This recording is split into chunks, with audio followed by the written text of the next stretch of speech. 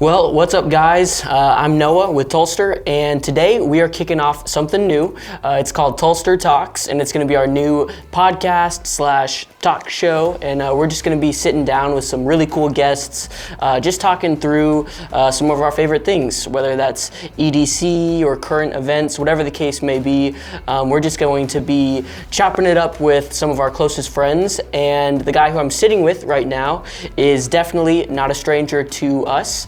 I'm sitting with Ben Noble of Black Lab Operations, and we are going to just have a casual conversation in front of you guys with all these cameras, and just get to know him, but the man behind a lot of these cool videos we make. And so, welcome to the show, Ben. Thanks, man. Appreciate it. And so, if you would, just give the people at home, they've seen you in a reel, they've seen you do a really good job of breaking down a shooting concept, but if you would, just give us like your 2-minute bio, if you will, just of what you're doing, what you come from, and whatnot. Yeah, so my name's Ben. I am I'll start this way. I'm a native Oklahoman, so I'm from the Rogers County area. Grew up in a little town called Ulaga, if anybody knows where that is. But Mustang for life, obviously. I'm a proud husband. My wife and I have been married about 16 years. Got 3 kids and living a good life there in Rogers County. I've been in law enforcement now for about 15 years, or just short of 15 years now. I've done everything from state agency, or I should say campus police, like school resource officer positions, to municipal PDs, small town PDs, to county sheriff's offices, and the state police. Anything from regular patrol work to, investigative work and things of that nature. Man of many talents, Renaissance man. Come on, I love it. And so, so if you would too, even just talk about, I know you have a training company, and us even here at Tulsa have taken one of Ben's classes, and we highly encourage you guys, if you're in the Tulsa area or Oklahoma area, check out Black Lab Operations and take a course with them. But talk to us about that and just the mission behind that. Yeah, so BLO, or Black Lab Operations, we started it right at the end of the year in 2023. At the very end of the year. We started doing classes in May of 2024, so I spent a few months building just kind of the idea for the business and building curriculums for the classes, trying to bring in equipment, trying to bolster some of the equipment and training needs that we had. Started classes off in May and kicked off pretty good from there. We didn't just hit it big, right? Mm-hmm. We didn't it's certainly not replacing my 9 to 5 yet, but it's really working on that. We trained just over 100 different people in 2024. Wow, that's awesome. Which was my hope, my goal. When I set my goal in the beginning of 2024, my goal was to train 50. Wow, that's awesome. So I was very, very, very pleased. I want to say it was around 110 people for the year, different people. Now we had multiple people that took multiple classes, which was awesome. We call those people BLO family. They're kind of our legacy members, people that are pretty much going to get a discount for the rest of their lives. The people that we really, really value, the people who invest in our company and invest in themselves. I wouldn't say we necessarily have a mission statement necessarily, but what I would say is, when I started this, working in law enforcement now for almost 15 years, what I have seen, I've worked all kinds of different calls, all kinds of different incidents, and I've worked a lot that involve a firearm. I couldn't even possibly put a number to it. And they're anything from self-defense scenarios to issues where people are being attacked with weapons, people are being threatened with weapons. And what I saw, I'm a very, very Pro 2A guy, extremely Pro 2A. As we all are. You're probably not gonna find one more Pro 2A. And if anybody out there is like, well, he's law enforcement, so I'm not sure about that, I promise you, we probably agree on more than we disagree on. Yeah, for sure. But what I saw was an incredible need for an armed populace but a trained armed populace. Yeah. Yeah. I saw a great gap between, we know this is Oklahoma, and every house has a gun in it. Right. We know that. Yeah, what was the stat? Like 3 to 5 guns per household exactly. on average, or something per like person, that? I think. That's crazy. Absolutely insane. But what I saw was this insane gap between the firearm ownership and firearm proficiency. Yeah. Just a massive gap in training and knowledge and ability. I've mentioned it several times in my videos, a couple of my videos about, I hear quite often, I think a lot of us who are in this community hear a lot, well, I've been around guns my whole life. Right. I've been hunting my whole life. Yeah. I grew up around guns. Whatever that is, and that's great. I did too. Most of us did. What the misconception is that it seems that a lot believe that translates into ability. And particularly when people say, I've grown up around guns, I've been hunting my whole life, etc., their experience extends to hunting rifles and pump-action shotguns, which is great. The FUDs. Which is great, I love that. I want people to know how to do that. Right. But people aren't carrying around their bolt-action 30-06 for self-protection. Right. Yep. They're not carrying around their 26-inch 12 gauge for self-protection. What they're carrying is a small caliber handgun, which is as far from the same thing as it can be from a hunting rifle or a shotgun. And so we're finding that there's this confidence people have, which I want people to be confident. We talk about that a lot. You guys talk about that a lot, carrying with confidence and being confident in the fact that you can use your weapon well. But what we're finding is that confidence is a lot of the time really highly misplaced. And the fact that I can take down a whitetail at 300 yards doesn't translate to whether or not I can hit a zone at 10 with a handgun.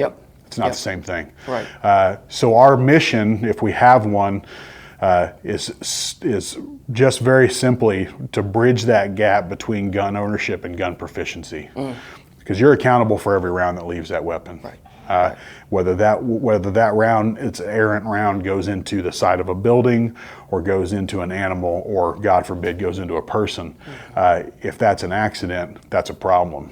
And our goal is to wipe that out as much as possible. We don't want that to ever happen. So that's awesome. We looked for a reason to kind of bridge that gap and kind of push folks to accept the fact that we all, including myself, we all need range time. Yeah, everybody does. And we all need training. Yeah. And I'm still taking training to this day. Yeah. So, yeah. Absolutely. Yeah, no, it's such a cool mission, and we loved, taking your course and learning from you as somebody who's had, law enforcement experience for a long time and somebody who's seen a lot of stuff. And it's good to always practice what you preach. And so we figured, if we're going to talk about carrying with confidence, well, we better, start carrying with confidence ourselves. And so we're grateful for your training and everything, as well as your service as a law enforcement officer. Thank you. And so, I'd really like to get into, too, there's something that you talk about, the protector mindset of just, being vigilant, being, on guard. A lot of people, it's overused and kind of cringy, but the sheepdog, mentality. But I think you really exemplify that, and I think that's really felt in your training as well. And if you would just kind of talk to us about what the protector mindset means to you. Yeah, so it's funny you mentioned the sheepdog. Like early on in my career was when the whole, or at least as far as I remember, when the whole sheepdog concept just became so popular. It just really busted out, and everybody's talking about being a sheepdog, and it's great. Like I have nothing against it. You're right. It's overused. It's tired, and especially I would say more than anything, if people in my community, my line of work are kind of like, we're kind of tired of hearing that, we're sheepdogs. But the overall point of the sheepdog is that not only is it a resource of protection for whatever it is it's protecting, the sheep or the cattle or whatever, but it is an ever constant presence against a threat. The sheepdog sleeps. and the sheepdog eats, and the sheepdog, does things other than just scan the horizon for threats. But it does all of those things with a constant mindset of, at any given moment, something may happen and I'm ready for it. So moving away from the whole sheepdog thing, the protector mindset is all about, I think we, at one point in time, the firearms community leaned a little bit too hard into kind of the hero status of carrying a firearm. Leaned a little bit too hard into the I'm gonna tell on my community a little bit, my LEO community a little bit. Leaning a little bit too hard into the whole I fight the evils you pretend don't exist sort of thing. Which is like, hey, that was super cool when it first came out. We were all like, yeah, dude, I posted that on Facebook. Freaking everybody did. And now we're kind of like, okay, that was idiotic. We shouldn't have done that. Because it was really just a posturing. It was really just I'm going to say these things and I'm going to portray these things and I'm going to wear the shirts and I'm going to, I'm going to put a Punisher skull on everything, and I'm going to do that because it's going to make me look like I'm a protector. And maybe by osmosis, I'll become a protector. The protector mindset is less about showing people outward signs that you're a protector and more about an inward and introspective state of mind, saying, regardless of who's around me or what's around me, what I look like, what I don't look like, regardless of what anybody outside of me knows, I know that I'm prepared to handle what's coming. That's good. Regardless of, I don't have to prove anything to anybody. Because of your preparation. This is the quintessential open carry versus concealed carry debate. Right? We're both carrying. And by God, you're an open carrier, more power to you. That is your right. By all means, do it. But this is the quintessential point of that debate is, I don't have to prove to anyone, be it my wife and children, my church people, the people at the supermarket, or the threat, that I'm a threat. I can simply be and know within myself that I have trained, I have focused my brain, I have thought, I have pondered on this concept enough to say that I am prepared. So we're shifting, the protector mindset is about shifting from an outward appearance of being a protector, which again has been somewhat of a facade, somewhat of a, I'm just, if I look like it, I am it. To now transferring to internally, I can say, I don't have anything to prove to anybody, but I can say that right now, if something were to happen, I have trained for this moment. The protector mindset is more about saying that I don't have to broadcast it. I don't have to be. I don't have to be advertising what I do. It's more about an internal change, and I think that translates to any change you want to make in yourself. I mean, for me, I need to lose weight, and I need to become a healthier person. And for me, right now, working on that, it's about not posting every time I go to the gym on Facebook. That's good. And it's about not texting every friend that I know and saying, well, let me tell you about how well I'm doing on my diet today. But instead saying it's an accountability within myself that this is a change I'm going to make. And being a protector is the same concept of, I don't need to post about my EDC every day. I don't need to make a public spectacle of the fact that I'm a protector. I'm going to hold myself accountable to be a protector.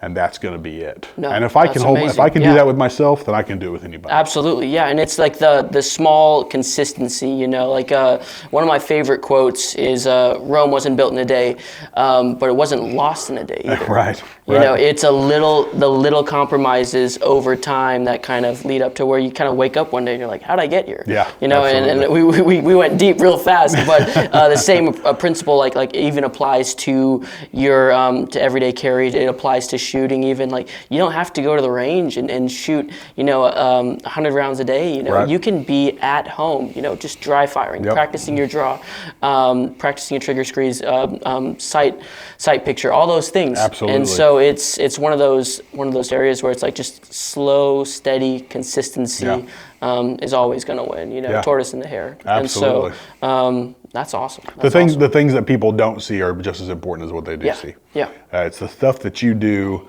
at home to be accountable to yourself, in my opinion, are going to vastly outweigh any of the efforts you do in public.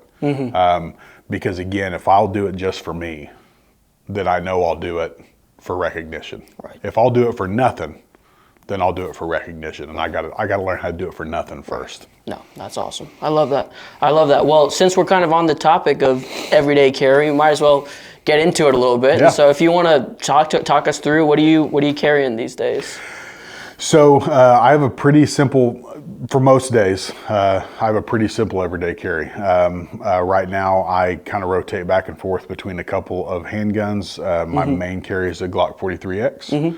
It's got a Hollow Sun 507K on top. It's a red dot, and then a Streamlight TLR7 sub. Awesome. That right now, that's my, I would say 90% of the time carry. I have some days where, you know, it's going to work better for me to have a little pocket gun in my pocket. So I have a couple of small options for that. I've got one of them is a Sig Sauer P238. Okay. It's a little 380 Mini 1911. It's a fine gun. It does a great job. It takes a lot more training with than your typical weapon because it is so small. Right. It's very small. For anybody watching, smaller is not always better. I think that's extremely important for most people to understand. When you get on the range and you go to try and get a proper grip placement, proper trigger function, sight alignment and such with a very, very, very compact pistol, and we're talking, I mean, if you've ever seen the P238, this is a very small gun, especially when you've got big old meat hooks like this. Those take, for me, significantly more training than even your standard size or your compact but not super compact weapons.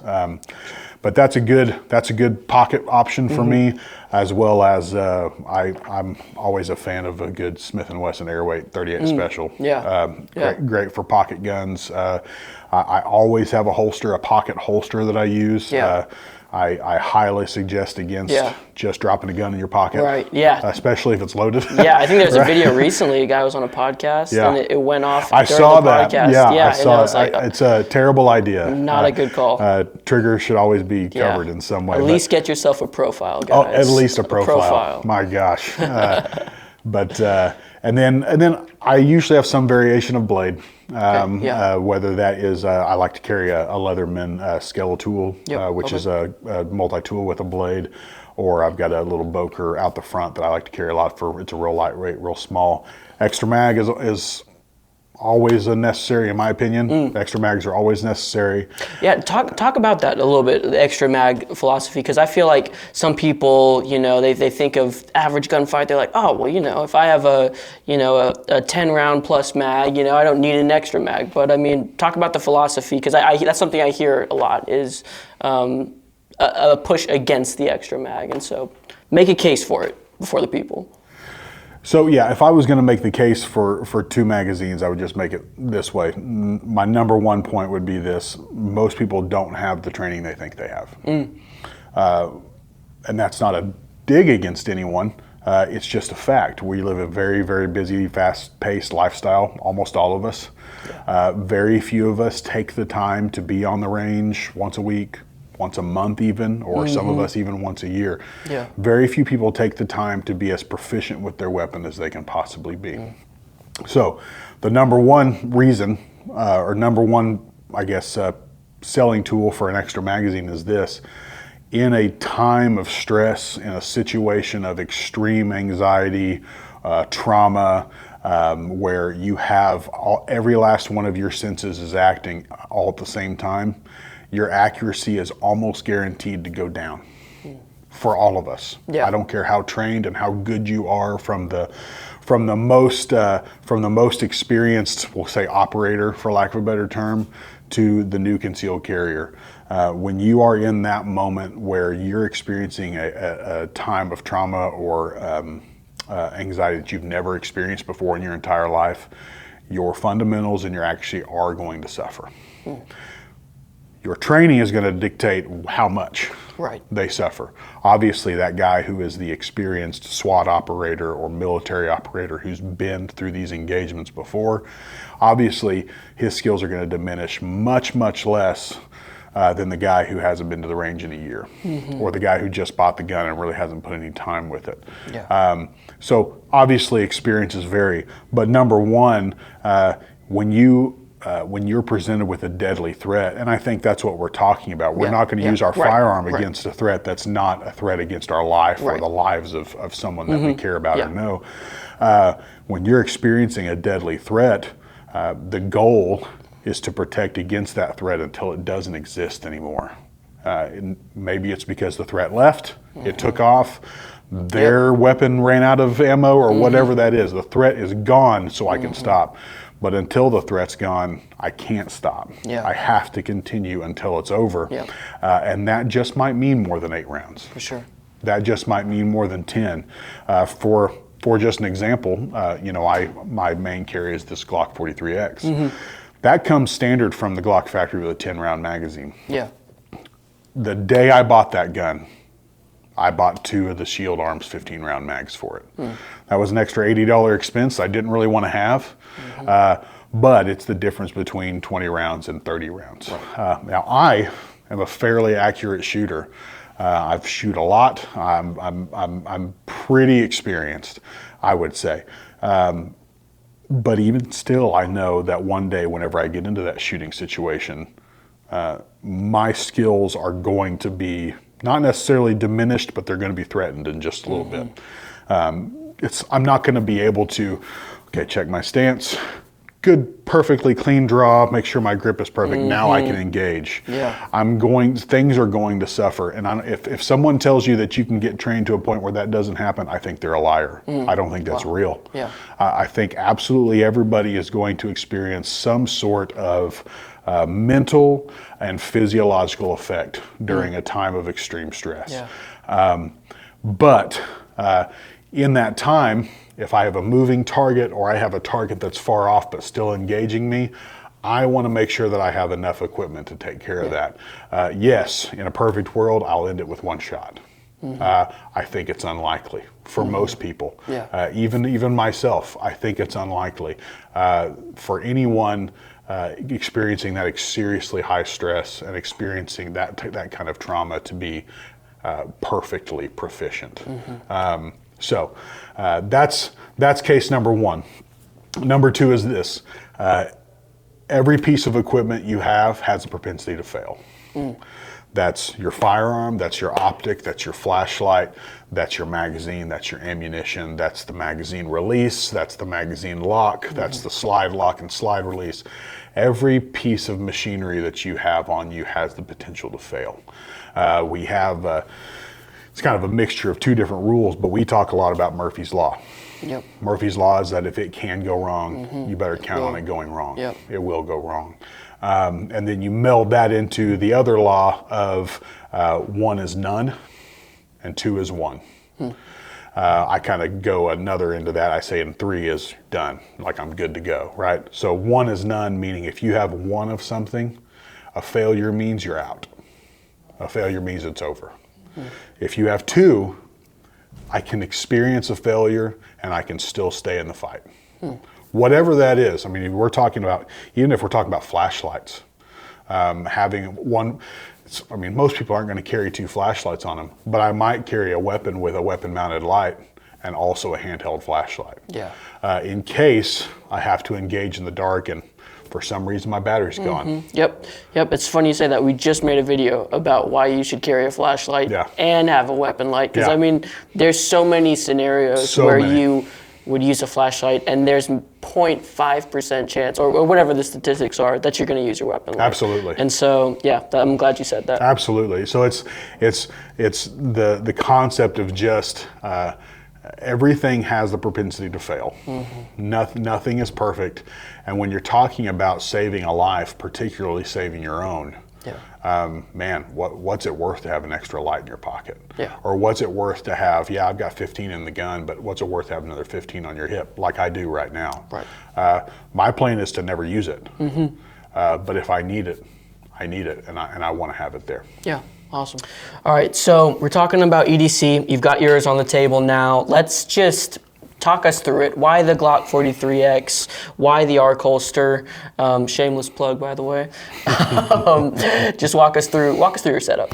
Yeah. So to start with the Glock, I'm a Glock fanboy at heart. I've been shooting. I mean, law enforcement Glock is your most common weapon. It's the weapon that I would say probably easily 90+% of law enforcement agencies issue. So you end up kind of having to force yourself to learn them and get comfortable with them. It just so happens that, man, I've shot M&Ps, I've shot SIGs, I've shot, not necessarily on duty, but Canics and CZs. I mean, these are all great weapons. Like I honestly have very little to say that I don't like about these guns. But Glock, for some reason, just was always a comfort space, a comfort zone, like my security blanket. But whenever I was looking for something that was very, very concealable, I carried a Glock 19 concealed as my EDC for a long time. I mean, 10 years plus. And never let me down. I mean, great gun. I still have it. Those 19s are, in my opinion, some of the best weapons ever made. Absolutely. When the 43X came out, though, and I got the ability, you see a weapon that is significantly more concealable than a 19 or a Glock 17 or even a Glock 26, honestly. They're subcompact, but still so real chunky and thick. Much more concealable and still the ability to have 15+1. For me, that was a big selling point. I was able to get a hold of a buddy's, put a bunch of rounds down range with it, and so, man, this is... you were sold. This is where it's at. This is where it's at. Talk about capacity, because I know you have... what mag do you run with that? So this is the Shield Arms magazine, and one of the, man, I'll tell you, one of the few, and Glock, if you're watching, I really hope you are, if you could change anything, you need some steel magazines. Polymer magazines are, I don't know why we would do that. I heard it here. Get some steel mags. But this is the Shield Arms S15 Gen 3. It's a 15 round in 9mm steel magazine. That is what we would consider a full capacity magazine in a subcompact weapon. Huge. And it's absolutely huge. You have the ability to carry 30 rounds plus one with just two magazines, one in and one on your hip. And this is a very small, very controllable size. This is easily able to be just dropped in a pocket. You don't want to put something else on your belt.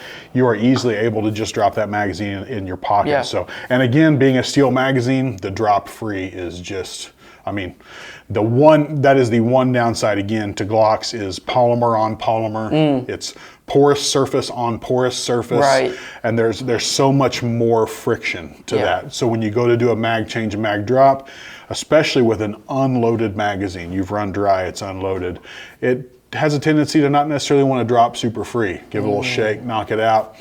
That's something I've worked into my training, and it's become second nature for me. So it just happens. With a steel mag, man, the drop free is just it's a game changer. But cool. So again, the Glock 43X, this has been cleared, by the way, but you'll see that this one's green. It's because I'm a little bit of a sucker for painting my guns. I don't know why. It's just my thing. I love it, and I like it when they wear. You know, it's cool. All natural wear. Go to the range, your guns look like this. Come on. It's super necessary. But again, 9mm, 15+1 capacity. I leave the standard sights on it because it's got an optic. This is the Holosun 507K. It is a red dot with a 2 MOA dot. So for those that don't really know what that means, 2 MOA or 2.5 or 3 or 6, these are the size of the dot in the screen. What you'll find a lot with optics, handgun optics that are more budget friendly, will generally have a larger dot. And that's because they're not as refined. The dot is not as refined to be nice and pinpoint. I like a pinpoint dot because it doesn't cover my target. When you get to within 15 to 20 rounds away from your target with a 6 MOA dot, you're nearly covering that entire center mass area. So precision becomes a hard part. Yep. Precision becomes somewhat difficult. You're not able to just put the very center point of crosshairs on the finest location of that target. You're just kind of covering the target up with your dot and hoping for the best. Yeah. That's not my thing. I prefer a very fine dot. So again, the 2 MOA dot, super small, and you have brightness adjustments, so you're able to make sure you can see it at all times. Highly suggest that optic, and it's not going to break the bank. Yeah. It doesn't just absolutely make you broke. This is the Streamlight TLR7 Sub X, I believe. TLR7X Sub. I really like this weapon light. It does everything you want it to do. I'm a big Streamlight fan. I've been carrying Streamlights for a long time. My duty weapon carries, when I have a light on, it's a TLR1 HL. Probably going to switch to a 7 sub soon with that one, just because it's a little bit better holster availability for it coming up, specifically with you guys. For sure. But Streamlight has, it's a well-known American company, quality products with a warranty you can't beat. And I could tell you stories about stuff that I found in junk drawers that are old Streamlight products and they don't work, and I call Streamlight and they replace them for free. That's awesome. Or batteries that died 10 years ago that I can send off and they'll send me back more, you know. So I like Streamlight because they're a good company. They take care of their customers and they make a really, really, really great product. And then the star of the show recently. Come on. Right. Holster. So you guys let me get this to review. Probably been about 2 months. Yeah. And you guys know, like I like to put time in with them. I want to make sure. I've used this now in every configuration I can think of. This is the last configuration. So I started with the Flex mod. Right. Carrying appendix. I've never carried appendix before. Yeah. I'm a big guy, and dudes with guts carrying appendix is difficult. It's really, really difficult. One of the first holsters I've tried to carry appendix many times, but one of the first I've ever done so, and successfully. Wow. I'm able to sit, I'm able to walk, I'm able to bend over, I'm able to run, I'm able to do all that without being just as uncomfortable as I could possibly be. Awesome. I'm really liking this holster. I pulled the Flex mod off and this clip as well, and went one clip at 4 o'clock for a little while, just to try it out. I liked it. I mean, I had no complaints. It fit. I had the Contour Plus, not Contour, Profile Plus. Profile Plus. Had the Profile Plus for a long time with this gun without the light. For a long time, and I love that. This fits very similar. I don't notice it being cumbersome. Obviously, a light adds size, right? So this holster is deeper. It's a little chunkier, but I don't notice a comfort issue. I don't notice it riding any differently. And I've been now rotating back and forth with the dual clip without the Flex mod, both in appendix and 4 o'clock to test them both. Nice. So far, I don't have any complaints. And again, for the first time, listen, I'm full transparent, which sees what you get. I'm as big as I've ever been. Right? And to have a holster that I can wear appendix carry, and I can do so comfortably. The first day I got this, as a matter of fact, the day after I got this, my wife and I went Christmas shopping for 8 hours. Which was awful. It sounds awful. It was terrible. But 8 hours spent walking around stores, sitting at a restaurant for lunch, sitting in the truck, driving from store to store, with this on at the appendix position. And at no point in time did I ever ask, God, I got to take this off and take a break. Never happened. Wow. honestly, I was sold day one. Yeah. But the fact that now we're about 2 months in, and you can look at the inside of this thing. I've drawn from it. I can't tell you how many times. Yeah. Shot from it many times. In fact, I have a video up right now about I don't know what to do with my hands in an EDC situation. That features the Tulster arc. Nice. So a little bit of a.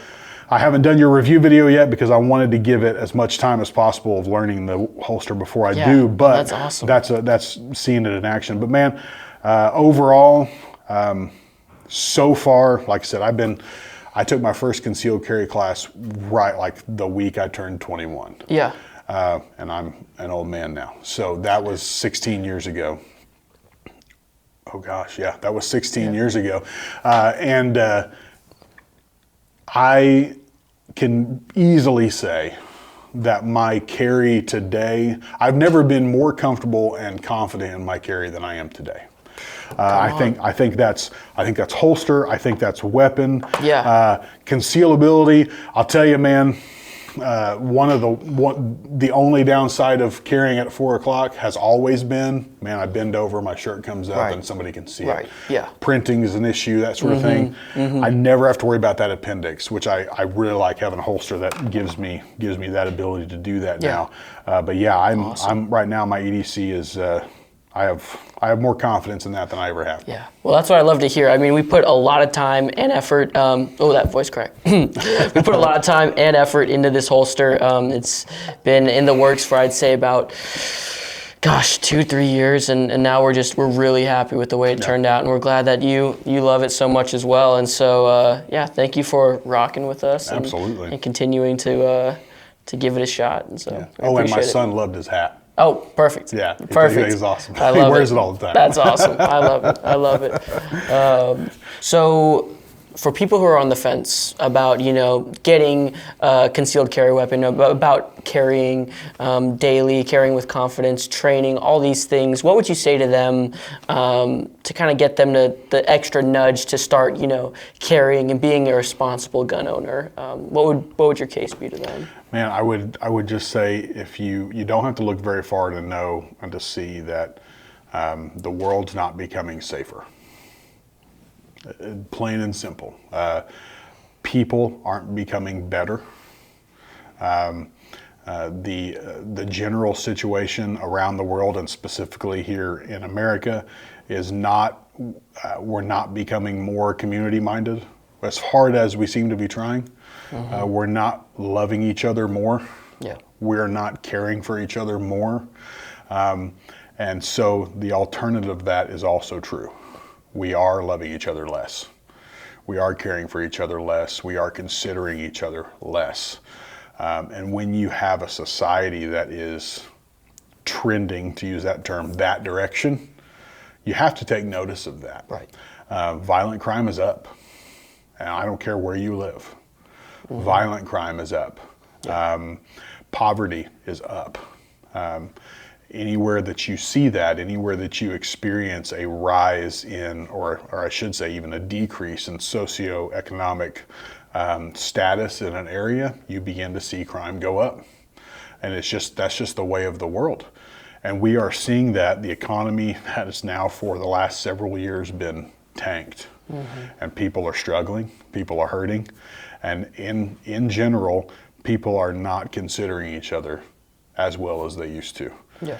And so we have crime is up, violent crime is up, property crime is up.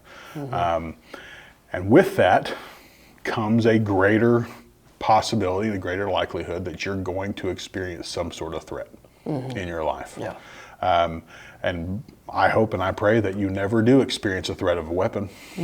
I hope it never happens. And if you do start carrying, I hope you never have to use it. Yeah.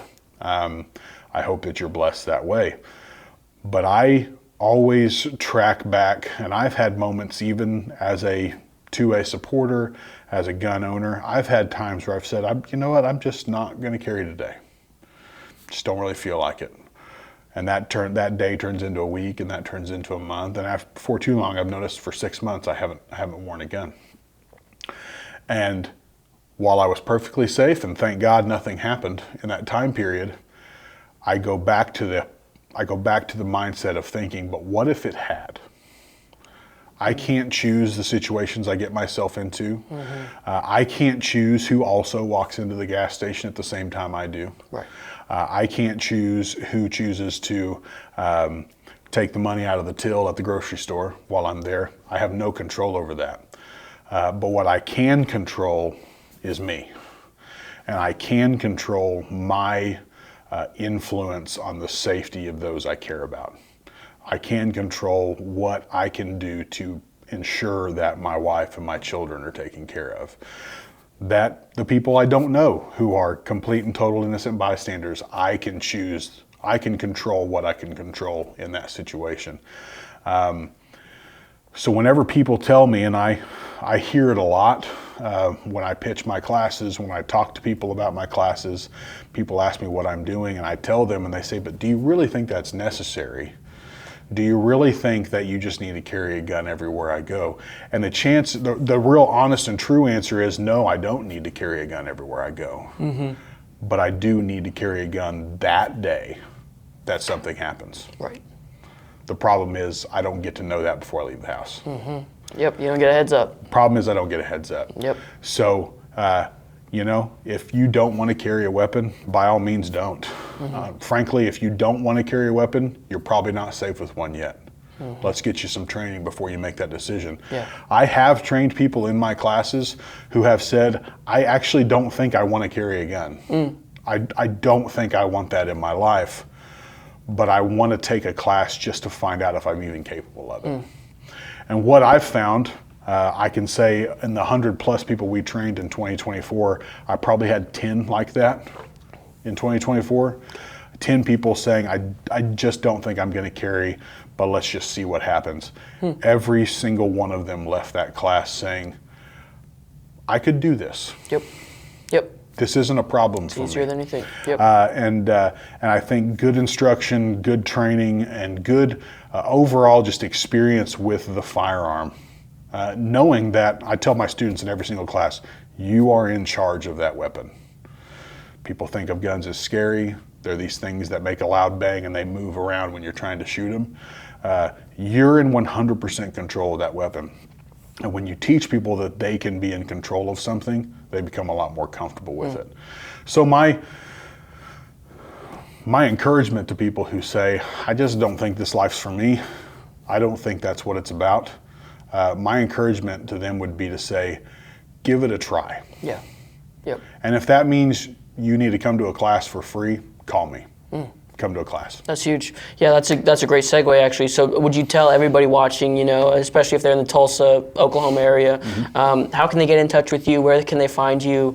If they want to book a class, buy a hat, or support you in any way, how can they do that? Yeah, so there's probably too many ways to get a hold of me. But I'll start off by saying this. We are on all the major social media pages. So we have a Facebook, an Instagram, TikTok, and a YouTube account. Yep. All of which get videos and or posts posted to them.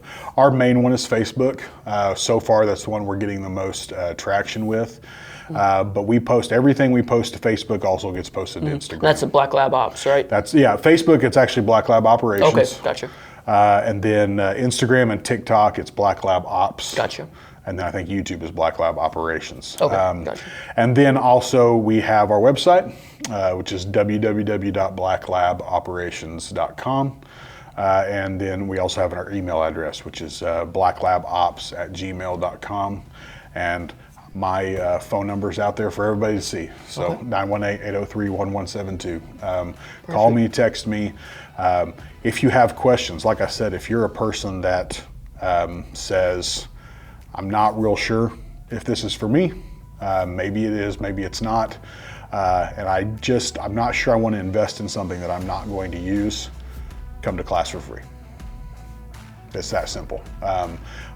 This is not replacing my income. Yeah. Right? Yeah. So I enjoy doing it. It's a fun thing to do on the weekends, and it's a fulfilling thing when people leave our classes and say, I am confident in what I'm doing now, and now I've got a little bit of a hunger get better at it. So that's worth it for me. If you're a person who's on the fence and what you need to push you over the edge is a free class, call me. Love it. Let's do it. Love it. Let's do it. Well, we'll definitely be calling you in 2025 and taking the class again. And thank you for all that you do. And yeah, we appreciate you. Absolutely. Appreciate you having me. Thank you. Yep. Thank you. Sweet.